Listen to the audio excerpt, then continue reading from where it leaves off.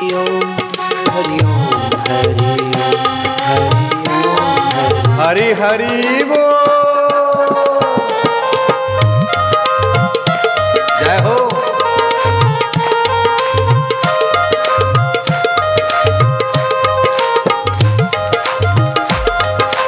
मीरा के कन्हैया, शबरी के राम, हरि बोल।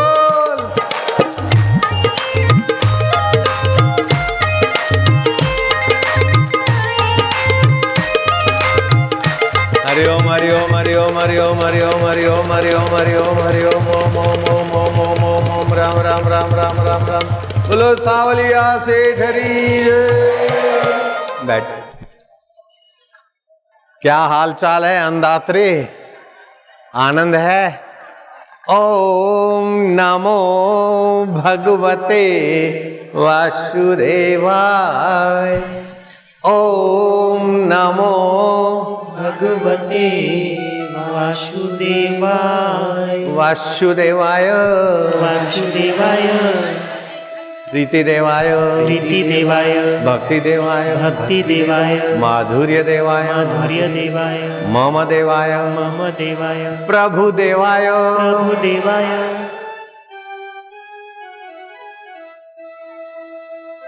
वर्षा देवाय। पिपाड़ के कोई हैं क्या? पिपाड़ियों ने तो बरसात कर दी खूब, फिर दूसरी जगह के लोगों ने भी खूब कर दिया। अब तो जहां भी सत्संग करते हैं, सत्संग करके हम चले जाए, बाद में दीजिए महाराज थोड़ा।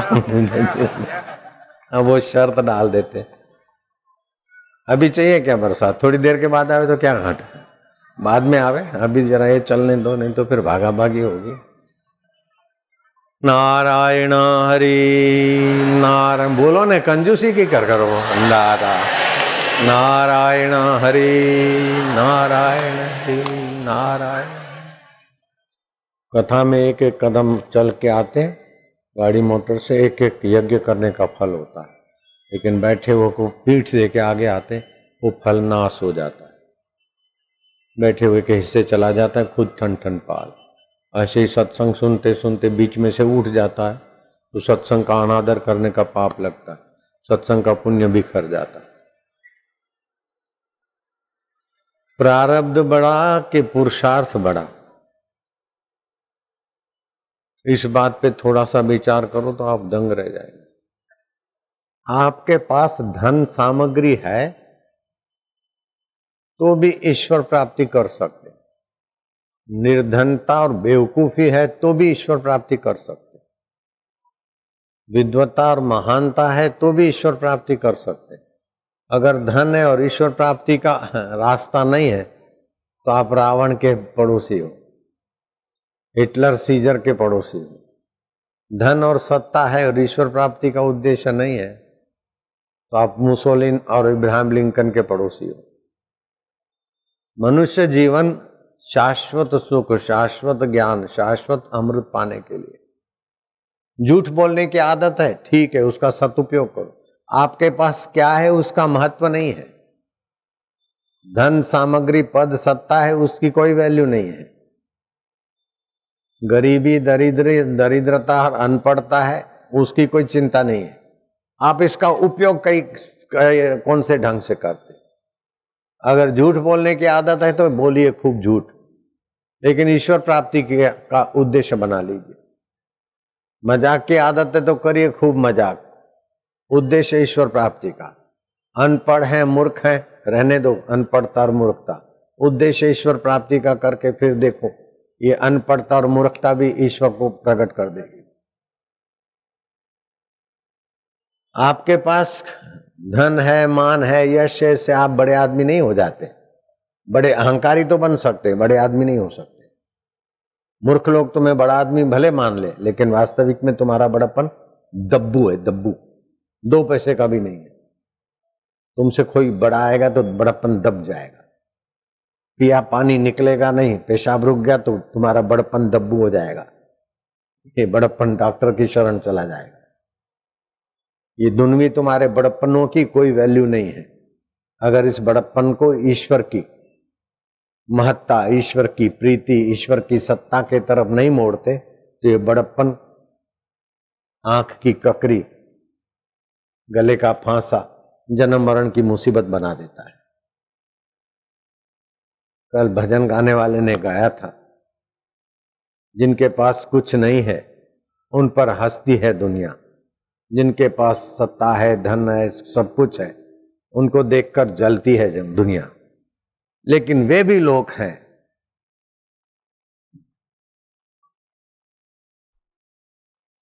कि उनके पास ऐसी चीज है कि उनको देखकर तरसती है दुनिया।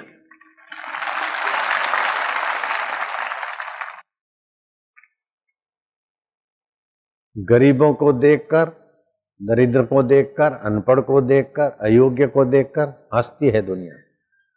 अमीर को और सत्ता और धन को देखकर जलती है दुनिया। लेकिन जिसका उद्देश्य ईश्वर है, ईश्वर सुख से, ईश्वर प्रेम से, ईश्वर के योग से योगी हो गया, उनको देखने के लिए और उनकी कृपा के लिए तरसती है दुनिया। तो आप ऐसे बन जाओ। दुनिया तो तरसे, लेकिन दुनिया का स्वामी भी तरसे। गीत गोविंद के कर्ता जयदेव जी के पीछे पीछे ठाकुर जी जाते, मीरा जी के भजन ठाकुर जी सुनने को लालायित होते। अकबर वेश बदल के आता, तानसेन को लेकर भक्तों के वेश में अकबर आकर मीरा के वचन सुनता। तरसती है दुनिया। तुम्हारे अंदर वो योग्यता है। ईश्वर के पास हजार हजार सकारात्मक शक्तियां हो, लेकिन 2 नकारात्मक। हजार हजार ईश्वर के पास हजार हजार पॉजिटिव पॉइंट है, लेकिन 2 निगेटिव है।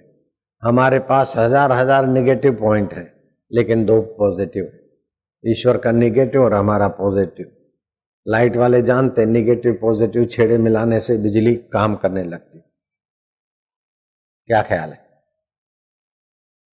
सही बात है। आप अपने को कोसो नहीं। क्या करें, हम तो संसारी हैं। क्या करें, हम तो दुखी हैं। क्या करें, हम तो नेता है। क्या करें, हमारे मान प्रतिष्ठा जरा संभालना पड़ता है। कैसे जाएं सत्संग में, क्या करें ऐसा। अरे भगवान राम और भगवान शिव भी सत्संग में जाकर बैठ जाते थे। मेरे गुरुदेव ईश्वर प्राप्ति के बाद भी कहीं सत्संग होता तो चुपके से जाके बैठते, और मैं भी जाके बैठ जाता। सत्संग की बड़ी बलिहारी, बड़ी बड़ी तपस्या से उतना ज्ञान और उतनी प्रीति और उतना माधुर्य नहीं निखरता जितना सत्संग से मिल जाता है। तपस्या, साधन, भजन, मेहनत करके करोड़पति होना है, लेकिन सत्संग करोड़पति की गोद में जा बैठना है। भगवान की गोद में बिठा देता है सत्संग। इसीलिए बोलते हैं, एक घड़ी आधी में पुनियाद, तुलसी संगत साध की हरे कोटि अपराध। ओम नमो भगवते वासुदेवाय। ओम नमो भगवते वासुदेवाय। वासुदेवाय, वासुदेवाय। प्रीतिदेवाय, प्रीतिदेवाय। भक्तिदेवाय, भक्तिदेवाय। माधुर्यदेवाय, माधुर्यदेवाय। परमात्मदेवाय। आत्मदेवाय। आपके पास जो है उसका महत्व नहीं है, आप उसका उपयोग कैसा करते।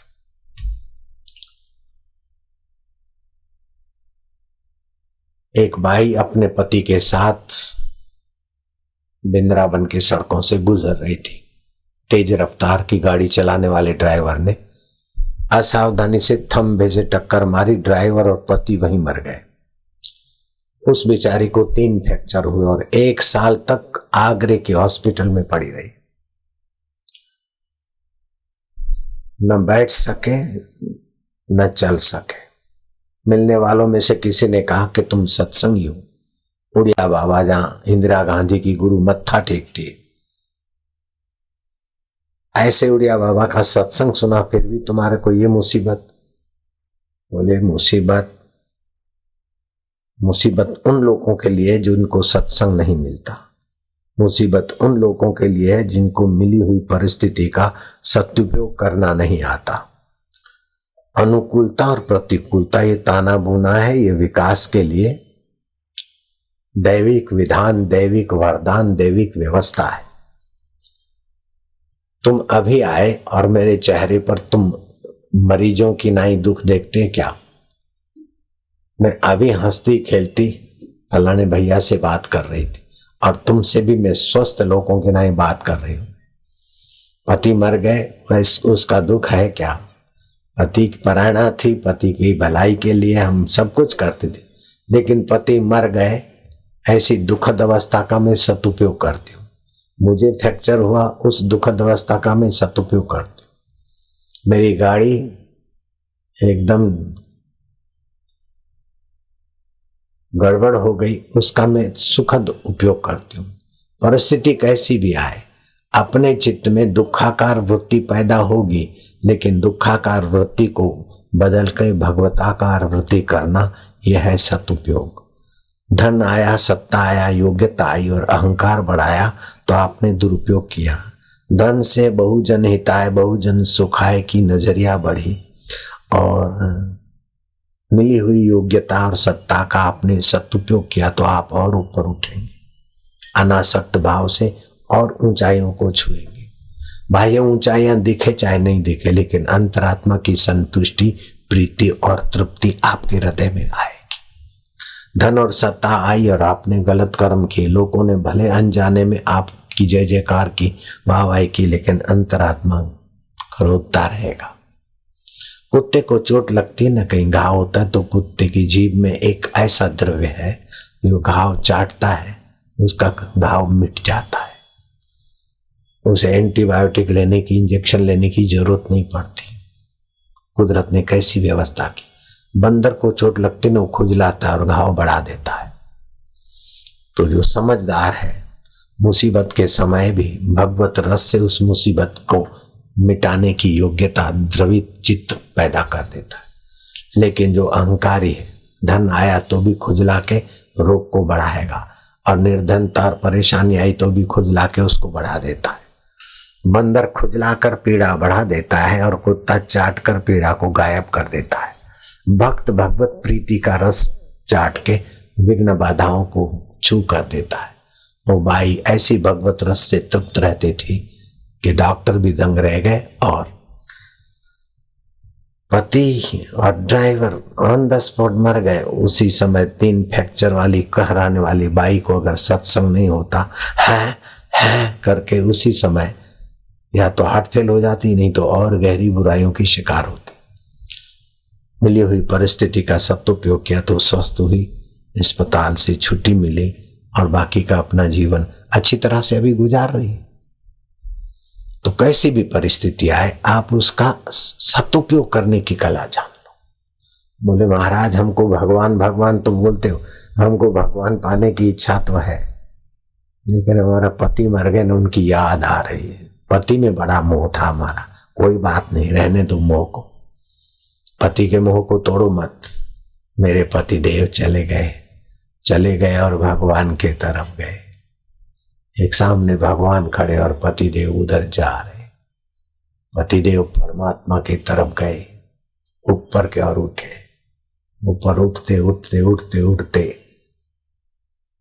मन की भावना, कल्पना करो। कल्पना से ही तो दुख पैदा होता है, कल्पना से ही अहंकार पैदा होता है। और कल्पना ऊंची करके कल्पना अतीत चले जाओ तो परमात्मा प्रकट हो जाएगा। आप मेरे पति और परमात्मा के बीच थोड़ी सी दूरी है। मेरे पति बहुत अच्छे थे, बहुत प्यारे थे, बहुत ऐसे थे। और मैं भावना करती हूँ, मंदिर में तो गए थे 1 बार, 10 बार, 5 बार कुछ न कुछ शुभ किया है। उसके बल से वे शुभ लोकों में जाते जाते भगवान तक जा रहे। जाते जाते जाते पति भगवान के करीब गए और भगवान ने अपने आप में संभाल लिया। अब पति की आकृति और विकार और ममता चला गया, भगवान रह गए। बोलो ममता का सदुपयोग किया, रुदन का सदुपयोग किया। झूठ बोलने की आदत है बाबा, बोलो खूब झूठ। ठाकुर जी का सिंहासन सजाओ और मशकरा का पाठ अदा करो। गप गप बोलते बोलते ठाकुर जी को प्रसन्न करने के लिए बंडल पर बंडल बनाते जाओ। झूठ बोलने की आदत है, कोई बात नहीं, उसको दबाओ मत और अपने को फंसाने वाला झूठ बोलो मत। ठाकुर जी को रिझाने वाला झूठ कल्पों, धीरे धीरे जुट चला जाएगा। ठाकुर जी की प्रीति, ठाकुर जी की निगाहें और ठाकुर जी का माधुर्य अपने हृदय में रति, प्रीति और तृप्ति के रूप में प्रकट होगा। कैसी है सनातन धर्म की व्यवस्था। मिले हुए का आदर करो, जाने हुए में दृढ़ आस्था करो। मिले हुए का आदर, जाने हुए में दृढ़ता और प्रभु में विश्वास, विकल्प रहित। आपका कर्म योग हो जाएगा, भक्ति योग हो जाएगा, ज्ञान योग हो जाएगा।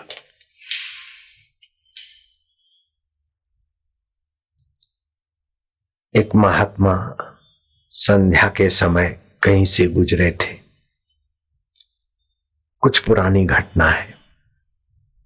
तो देखा कि बड़ा उत्सव हो रहा है, लेकिन उत्सव कुछ विचित्र लोगों का है।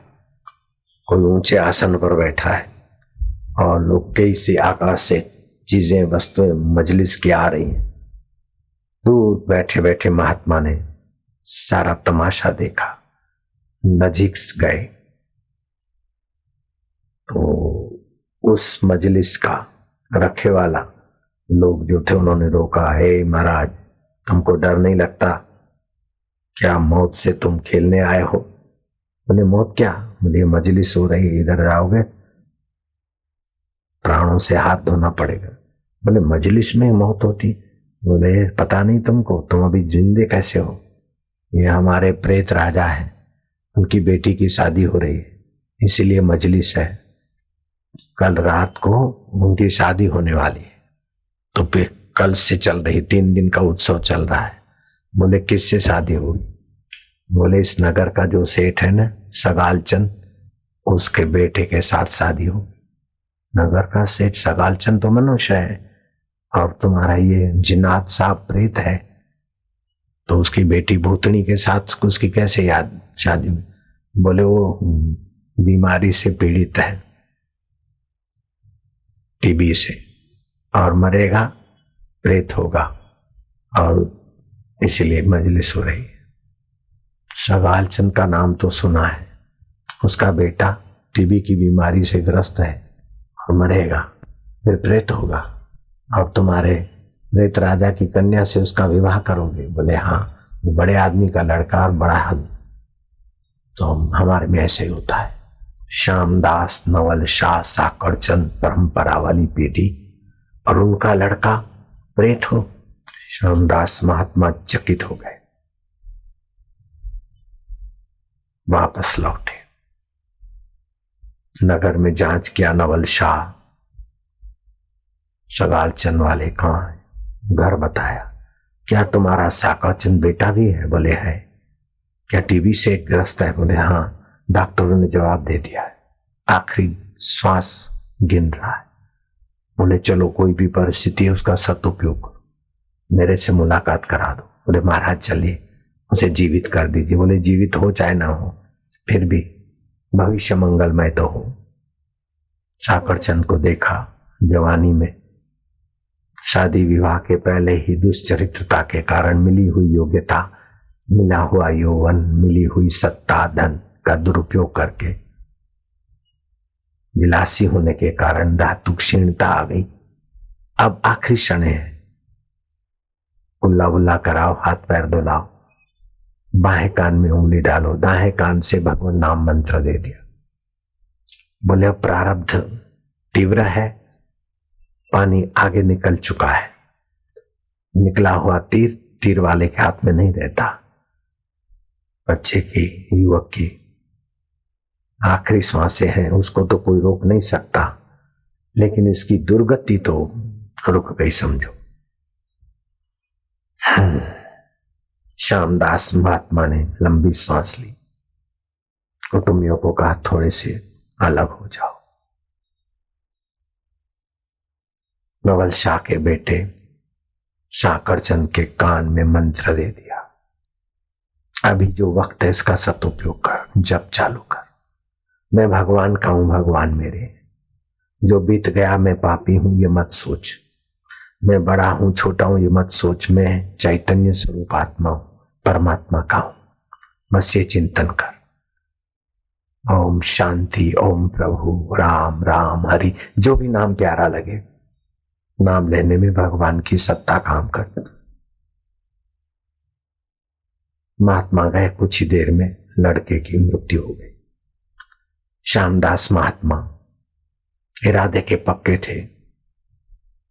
कुछ कोस चल के जाना पड़ता था। कुछ कोस माना 1 कोस में 2 मील होते। 2 मील बराबर 3.25 किलोमीटर लगभग। इन पोइट तो अब नवल शाह का बेटा उस प्रेत राजा की बेटी के साथ शादी करता है। क्या करता है देखता हूं। वहां गए तो देखा सारी मजलिस अंधाधुंधी में बदल गई। प्रेतराज पड़ा है। यह गाना बजाना नाचना कूदना सारा गायब। श्यामदास नजीक गए, बोले क्या बात है, हम शादी देखने आए। अरे बोले शादी वादी कुछ नहीं, सब गड़बड़ हो गया। क्या गड़बड़ हो गया? अरे बोले वो छोरा मरा, प्रेत होने वाला था, लेकिन अंत समय भगवान का नाम लिया, दुर्गति से बच के उसकी सदगति हो गई। ये तो कुंवारी की कुंवारी रह गए राण। कैसी भी दुर्गति की क्षेत्र। बोले अच्छा मुझे प्रेतराज से जरा मिलने दो। नजीक गए, क्यों प्रेतराज? अरे बोले महात्मा, हमारे नाम से लोग चीखते हैं, हमारी मजलिस में तुम आए और सारा रहस्य जानकर जाके गड़बड़ कर दिया, इसलिए साधु संतों से तो हम दूर रहते और उनको भी दूर रखते। हमारे चौकीदार ने बेवकूफी की, तुमको बता दिया और तुम जाकर लड़के को मंत्र दीक्षा देकर प्रेत योनि से बचा दिया। अरे बोले क्या बड़ी बात है, संतों के पास तो भगवान का ऐसा ज्ञान होता है कि जन्म मरण से दुखों और पीड़ाओं से बचा देते हैं, तो तेरी ही प्रेत योनि की क्या बड़ी बात है। अब बोलो प्रारब्ध बड़ा कि पुरुषार्थ बड़ा? यहां पुरुषार्थ बड़ा साबित होता है। प्रारब्ध तो ऐसा था, करनी पहले की ऐसी थी कि वो प्रेत हो और मरेगा और जाए प्रेतराज की कन्या के साथ विवाह हो, लेकिन संत का संग मिल गया और अच्छा पुरुषार्थ किया तो बदल गया। पहले का किया हुआ प्रारब्ध है और अभी का किया हुआ पुरुषार्थ है। प्रारब्ध के जोर से भी पुरुषार्थ भगवत सत्ता वाला हो तो प्रारब्ध को धुंधला बनाया जा सकता है। तर तीव्र प्रारब्ध हो, एक्सीडेंट हुआ तो वो भी तो भक्त थी, फिर उसको पीड़ा क्यों हुई? तर तीव्र प्रारब्ध था, फिर भी पीड़ा के शरीर की पीड़ा मन पर, बुद्धि पर, सोम पर नहीं लगी, ये उसका पुरुषार्थ था। पुरुषार्थ अपनी जगह पर है, प्रारब्ध अपनी जगह पर है। दोनों का उपयोग करने वाला, सदुपयोग करने वाला आश्चर्यकारक है। भीष्म पितामह सरसैया पर पड़े, युधिष्ठिर को लाकर श्री कृष्ण जी खड़ा कर देते। भीष्म जी स्वागत करते हैं सबका। धर्मात्मा युधिष्ठिर को भी मीठे वचनों से संतुष्ट करते। ऋषि मुनि भी आए, तपी जति जोगी भी आए। भीष्म जी कहते हैं आप मेरी दाहीं ओर विराजो, आप बाहीं ओर इस आसन पर बैठो। केशव तुमको मैं क्या बिठाऊं, तुम तो मेरी पलकों के तारे, मेरी आंखों के तारे, तुम तो मेरे सामने टकोर टकोर निहारा करो, पीतांबर फरकता रहे, मीठी दृष्टि पड़ती रहे। माधव तुम तो मेरे सामने ही खड़े रहो। जगत को प्रकट करने वाले जगदीश्वर को खड़ा करने की ताकत भक्त की भक्ति और प्रेममय पुरुषार्थ में है। भीष्म ने कृष्ण को खड़ा कर दिया। श्री कृष्ण कहते हैं कि इनको उपदेश दो, इस समय धर्म का रहस्य जानने वाले तुम्हारी बराबरी के पुरुष मिलना मुश्किल है। बोले ये सब आपकी बात में मानूंगा, लेकिन मुझे ये बताओ कि मैं मानता हूं कि अवश्यमेव भोक्तृत्वम कृतम कर्म शुभाशुभम, शुभ अशुभ कर्मों का फल भोगना पड़ता है, लेकिन मैंने पिछले 72 जन्म में रिवर्स ध्यान करके देखा कि मैंने ऐसा कोई क्रूर कर्म नहीं किया कि बाणों की सैया पर मुझे 58 दिन शयन करना पड़े। उत्तरायण का इंतजार करना पड़े।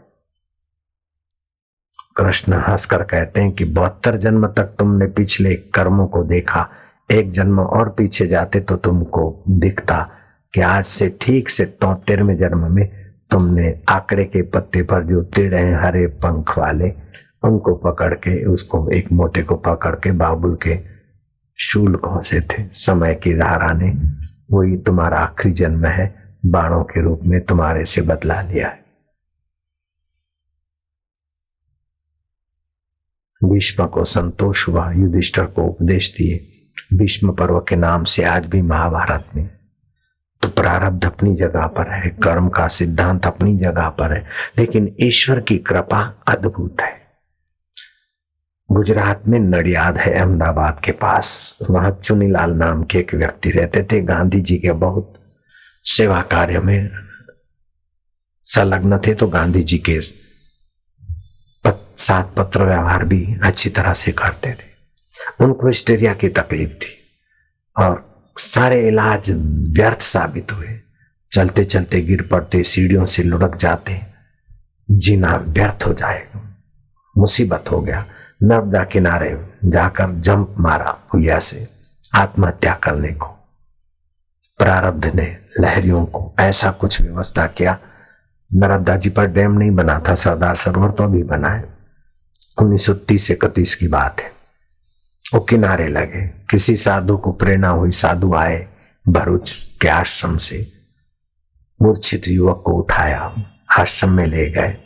3 दिन उनको प्रेम से रखा, बोले जाओ चुनीलाल, इस रोग को तुम मिटाने में असमर्थ हुए इसलिए आत्महत्या किया, समर्थ का सहारा लेते, पुरुषार्थ का सहारा लेते, जाओ हरिओम हरिओम करो, ठाकुर जी ठीक कर देंगे। चुनीलाल के मन में हुआ कि साधु बाबा तो साधु बाबा है, अब हिस्टीरिया की बीमारी से हरिओम का क्या वास्ता है। बोले तेरे चेहरे पर श्रद्धा नहीं दिख रही युवक, मैं बोलता हूं तुम करना, फायदा होगा। जहां कोई दवा काम नहीं करती वहां भगवान का नाम काम करेगा। अपने निवास पे आए, गांधी जी को खत लिखा, मैंने ऐसे आत्महत्या किया, एक साधु आए, मेरे को रखा, मातृवत पितृवत गुरुवत वात्सल्य दिया, आदेश दिया कि हरिओम हरिओम करो, लेकिन बापूजी हरिओम का हिस्टीरिया के साथ क्या लेना देना है। बापूजी ने कहा नहीं, भगवान के नाम में भगवान की शक्ति होती है और जापक की श्रद्धा मिलनी चाहिए, तुम जपो, मुझे विश्वास है कि तुम ठीक हो जाओगे। फिर भी चुनीलाल को खटका रहा। स्वतंत्र सेना संग्रामी कार्यकर्त्री माताजी थी, उनको फिर खत लिखा, तो माताजी ने कहा महाराज ने कहा है, गांधी जी ने कहा है, मैं गांधी जी के और महाराज के विचारों से सहमत हूं, तुम करो। उन्होंने किया और हरिओम हरिओम जपते जपते उनका हिस्टीरिया की तकलीफ ठीक हो गई। बाद में तो वो साधु बन गए। उनका आश्रम है सूरत में, अपने आश्रम से सटा हुआ हरिओम आश्रम। नडियाद में उनका आश्रम है हरिओम आश्रम।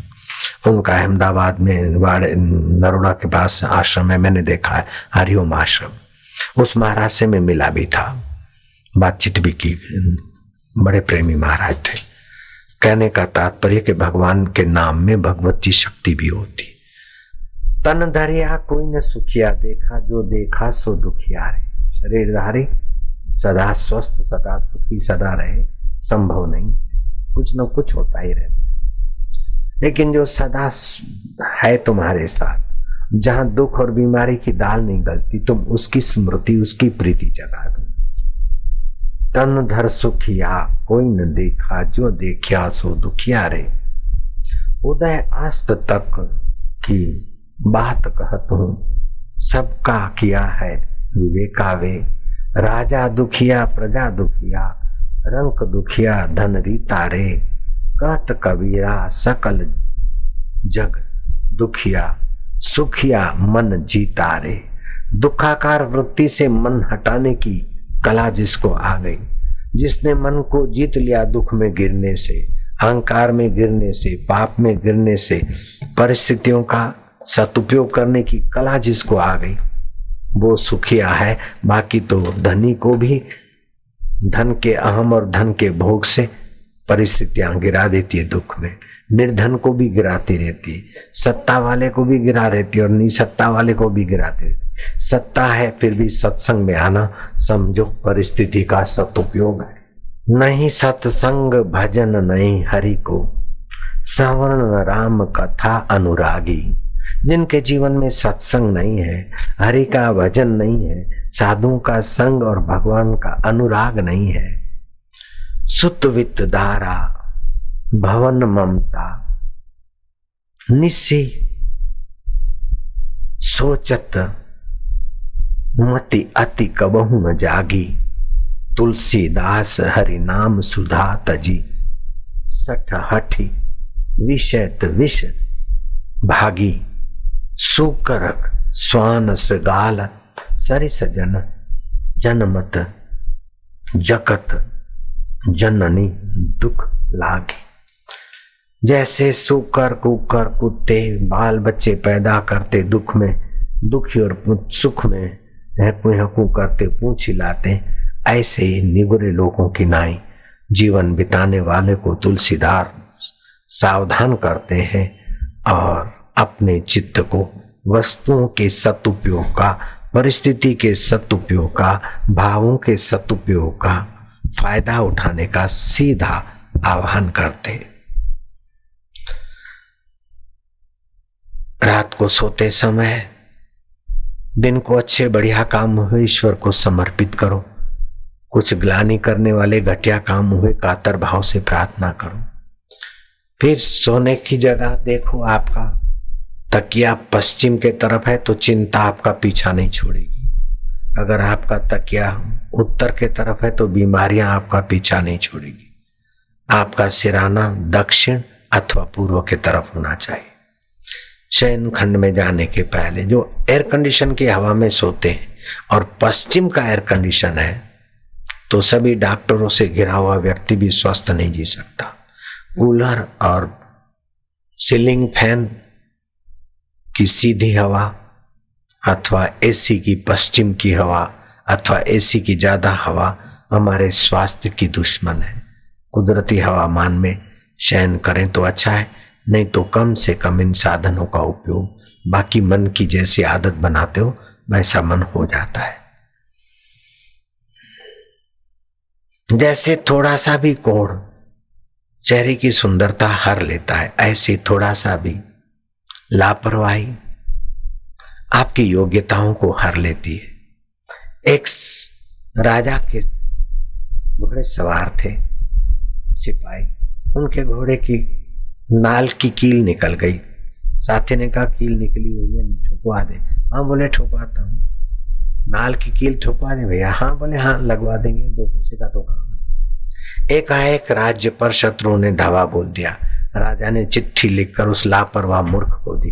घोड़ा भगाया, नाल में से कील निकली थी, दूसरी निकली, नाल निकल गई, घोड़ा गिरा, सैनिक मरा, चिट्ठी वहीं पड़ी रही और देश हारा। लापरवाही इतनी खतरनाक है कि युद्ध में कुशल नेपोलियन बोनापार्ट को भी लापरवाह सेनापति का संग बहुत भारी पड़ा।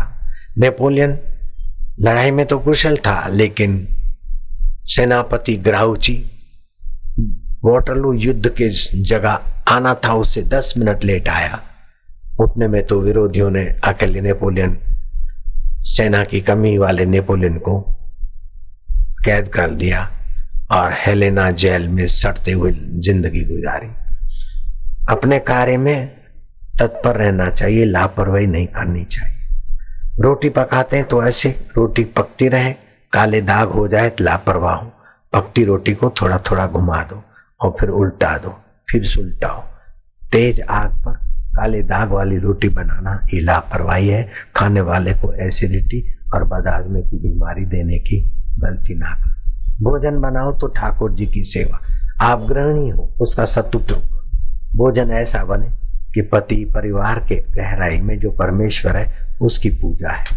आपका इरादा ईश्वर की पूजा हो गया तो आप भोजन बनाने की सेवा से ईश्वर प्राप्ति कर सकते हो। झाड़ू लगाओ तो कहीं गंदगी न रह जाए, कपड़े धो तो साबुन सर्फ अति न हो और ये बड़ी बड़ी प्रसिद्ध कंपनियों के साबुन सर्फ एडवर्टाइज के कारण भले ही बिकते हो, बाकी छोटे छोटे गृह उद्योगों वालों के साबुन और सर्फ खरीदो, उनको भी रोटी मिले और चीज भी तुमको सस्ती मिले। दिखावे के गुलाम मत बनो।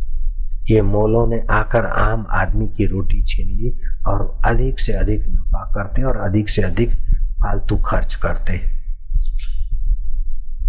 विदेशों में तो लोग ऐसे कंगले हो गए कि मॉल में जाते हैं, खरीदी करनी है $25 की, लेकिन ये लो क्रेडिट कार्ड से क्रेडिट का सत्यानाश करके अपने पर कर्जा से बहुत दबे हैं। वही गंदगी हमारे देश में आ रही है। फ्रिजों में रखी हुई बड़ी बड़ी मशीनों की ठंडक में रखी हुई सब्जियों की ताकत और योग्यता नष्ट हो जाती। आटा, हमारी माँ नगर सेठ की पत्नी थी, मैं नगर सेठ का बेटा था। मेरी माँ मुझे गीत गाते गाते सुबह गोद में सुलाती और चांदनी रात में प्रभात ये गाती और आटा पीसती, उसी आटे की रोटी खिलाती। मेरे में संस्कार पड़े। अगर ये बड़ी मशीनों का आटा पिसा हुआ आता है तो 8-10 दिन के बाद तो उसकी शक्ति क्षीण होने लगती है। कब पिसा, कब सीमी होलसेलर के पास आया, कि कब रिटेल वाले के पास आया, कब तुम्हारे घर आया। हो सके तो आटा अपने घर का ही पिसा हुआ और मिर्च मसाला अपने घर का ही पिसा हुआ काम में लाए तो स्वास्थ्य के लिए अच्छा है। आलसी न बनो, सब रेडीमेड चीजें मत लो। जहां तक हो सके दूध भी ताजा मिले तो अच्छा ही, फैट निकला हुआ दूध और न जाने कितनी कितनी प्रक्रियाओं से गुजरा हुआ दूध इतना फायदा नहीं करता जितना देसी गाय का दूध फायदा करता है। खैर, खान पान में सावधान, सोच विचार में सावधान और उद्देश्य ऊंचा कर दो। दुख आए तो हम दुख के भोगी नहीं बनेंगे, सुख आए तो हम सुख के भोगी नहीं बनेंगे। जो सुख का भोगी बनता है वो विलासी, खोखला, कमजोर हो जाता है मनोबल से, और जो दुख का भोगी बनता है वो भी डरपोक हो जाता है।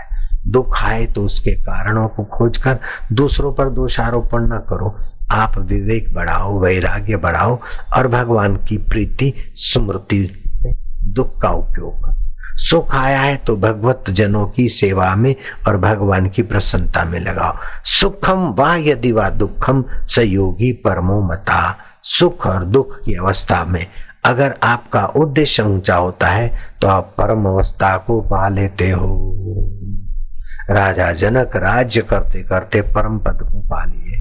शिवाजी महाराज यवनों से भिड़ते भिड़ते शत्रुओं के बीच जीते जीते भी परम पद को समर्थ रामदास की कृपा और सत्संग से पा लिया। मीराबाई के साथ कितने कितने विरोध हुए, कितनी कितनी रोका टोकी हुई, फिर भी मीराबाई भगवान की भक्ति में रति, प्रीति और विश्रांति में सफल हो गई। आप भी, हम भी सभी उसी तत्व से बने हैं, उसी के अधिकारी। हरि ओम।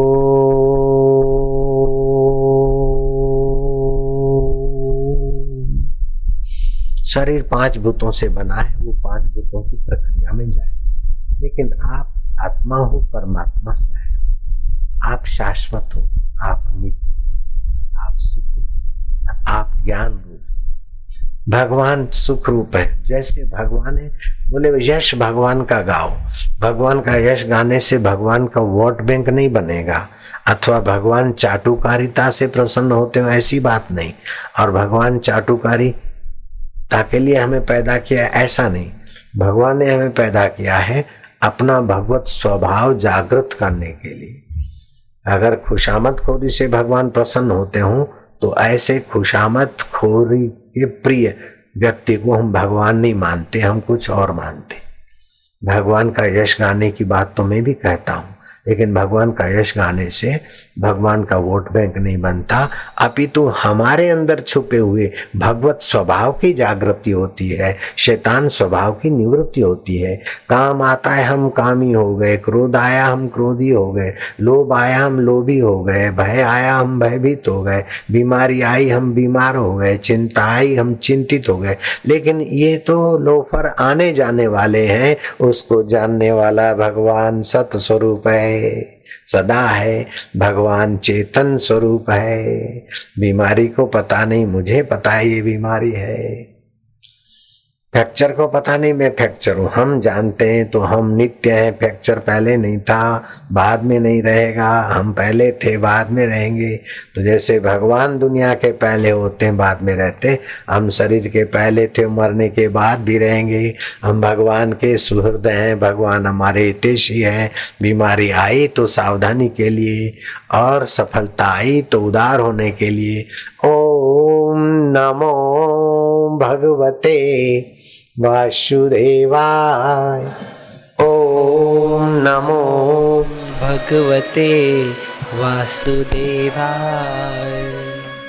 ओम वासुदेवाय वासुदेवाय प्रीति देवाय प्रीति देवाय शांति देवाय शांति देवाय भक्ति देवाय भक्ति देवाय माधुर्य देवाय। माधुर्य देवाय। ओम नमो भगवते वासुदेव। देवाय। जब ही नाम हृदय धर्यो, जब ही नाम हृदय धर्यो भयो पाप को नाश, भयो पाप को नाश। जैसे चिनगी आग की, जैसे चिनगी आग की पड़ी पुराने घास, बड़ी पुरानी हरि हरि ओ